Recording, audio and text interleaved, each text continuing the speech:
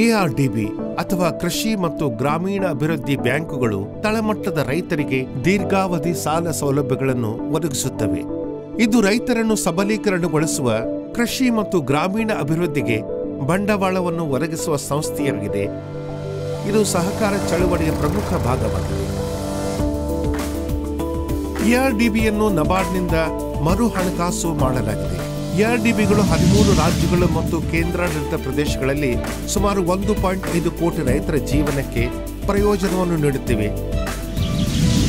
ಎಆರ್ಡಿಬಿ ಶಾಖೆಗಳು ಮತ್ತು ಘಟಕಗಳು ದೇಶಾದ್ಯಂತ ರಾಜ್ಯ, ಜಿಲ್ಲಾ ಮತ್ತು ಪಂಚಾಯತ್ ಮಟ್ಟದಲ್ಲಿ ಕಾರ್ಯವನ್ನು ನಿರ್ವಹಿಸುತ್ತಿವೆ. ಗೌರವಾನ್ವಿತ ಪ್ರಧಾನಮಂತ್ರಿ ಶ್ರೀ ನರೇಂದ್ರ ಮೋದಿ ಅವರ ದೂರದೃಷ್ಟಿಯ ನಾಯಕತ್ವದಲ್ಲಿ ಗೌರವಾನ್ವಿತ ಗೃಹ ಮತ್ತು ಸಹಕಾರ ಸಚಿವರಾದಂತಹ ಶ್ರೀ ಅಮಿತ್ ಶಾ ಅವರ ಮಾರ್ಗದರ್ಶನದಲ್ಲಿ ಸಹಕಾರಿ ಸಚಿವಾಲಯವು ಹಲವಾರು ಕ್ರಮಗಳನ್ನು ತೆಗೆದುಕೊಳ್ಳಲು ನಿರ್ಧರಿಸಿದೆ. ಎಆರ್ಡಿಬಿಯನ್ನು ಗಣಕೀಕರಣಗೊಳಿಸುವ ಮೂಲಕ ಅದನ್ನು ಬಲಪಡಿಸಲು ಸಹಕಾರಿ ಸಚಿವಾಲಯದಿಂದ ಯೋಜನೆಯನ್ನು ಪ್ರಾರಂಭಿಸಲಾಗಿದೆ. ಎಆರ್ಡಿಬಿ ಕೃಷಿ ವಲಯದಲ್ಲಿ ನೀರಾವರಿ, ಕೃಷಿ ಯಂತ್ರಗಳಿಗೆ ಮತ್ತು ಸೂಕ್ಷ್ಮ ಸಣ್ಣ ಉದ್ಯಮಗಳ ನಿರ್ಮಾಣ ಮತ್ತು ಅಭಿವೃದ್ಧಿಗೆ ಸಾಲವನ್ನು ಒದಗಿಸುತ್ತದೆ. ಕೃಷಿಯೇತರ ವಲಯದಲ್ಲಿ ಗ್ರಾಮೀಣ ವಸತಿ. कोऑपरेटिव सेक्टर के इस आयाम ने किसान को आत्मनिर्भर करने की दिशा में बहुत बड़ा शुरुआत किया था. देश की खेती को, देश की कृषि को भाग्य के आधार से परिश्रम के आधार पर परिवर्तित करने का काम केवल और केवल एग्रीकल्चर और रूरल डेवलपमेंट बैंकों ने किया.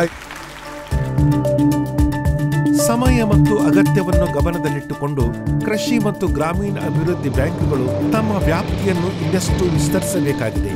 ಡಿಜಿಟಲ್ ಬ್ಯಾಂಕಿಂಗ್ ಮೂಲಕ ಜನಸಾಮಾನ್ಯರ ಆರ್ಥಿಕ ಜೀವನವನ್ನು ಸುಲಭವಾಗಿದೆ. ಆದರೆ ಇನ್ನೂ ಬಹುತೇಕ ಕೃಷಿ ಮತ್ತು ಗ್ರಾಮೀಣ ಅಭಿವೃದ್ಧಿ ಬ್ಯಾಂಕುಗಳು ಸಂಪೂರ್ಣ ಗಣಕೀಕರಣಗೊಂಡಿಲ್ಲ. ಆದ್ದರಿಂದ ಭಾರತ ಸರ್ಕಾರವು 13 ರಾಜ್ಯಗಳಲ್ಲಿ ಕೃಷಿ ಮತ್ತು ಗ್ರಾಮೀಣ ಅಭಿವೃದ್ಧಿ ಬ್ಯಾಂಕ್ಗಳ ಎಆರ್ಡಿಬಿ 1.851 ಕಚೇರಿಗಳನ್ನು ಗಣಕೀಕರಣಗೊಳಿಸಲಾಗುತ್ತದೆ.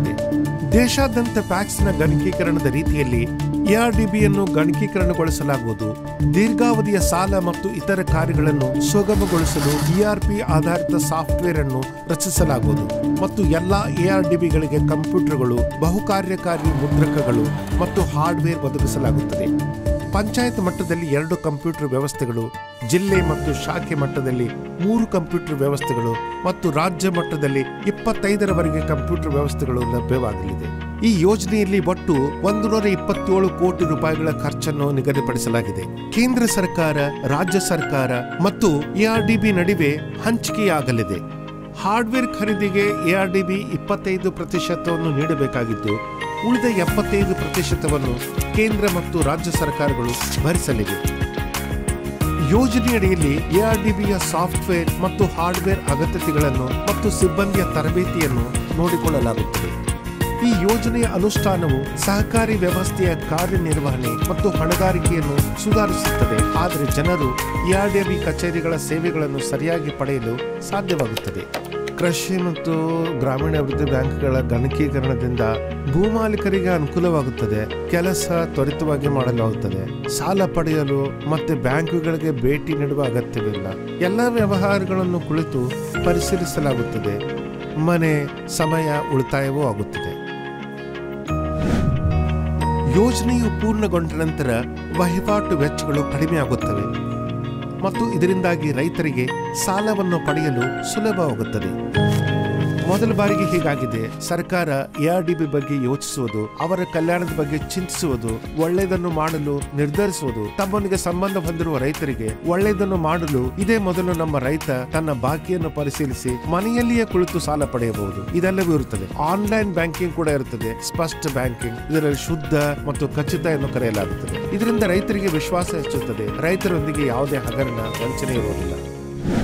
ಈ ಉಪಕ್ರಮದೊಂದಿಗೆ ಎಆರ್ಡಿಬಿಗಳು ಅಂದರೆ ಕೃಷಿ ಮತ್ತು ಗ್ರಾಮೀಣ ಅಭಿವೃದ್ಧಿ ಬ್ಯಾಂಕುಗಳು ನಬಾರ್ಡ್ ಅಭಿವೃದ್ಧಿಪಡಿಸಿದ ಇಆರ್ಪಿ ವೇದಿಕೆಯ ಭಾಗವಾಗಲಿವೆ. ಇದರಿಂದ ಸದಸ್ಯ ರೈತರಿಗೆ ಸೌಲಭ್ಯಗಳನ್ನು ಒದಗಿಸಲು ಮತ್ತು ಇತ್ತೀಚಿನ ಡಿಜಿಟಲ್ ತಂತ್ರಜ್ಞಾನದ ಮೂಲಕ ಸಹಕಾರಿ ಸಂಘಗಳನ್ನು ಹೆಚ್ಚು ಸಮೃದ್ಧವಾಗಿಸಲು ಸಹಾಯವಾಗುತ್ತದೆ.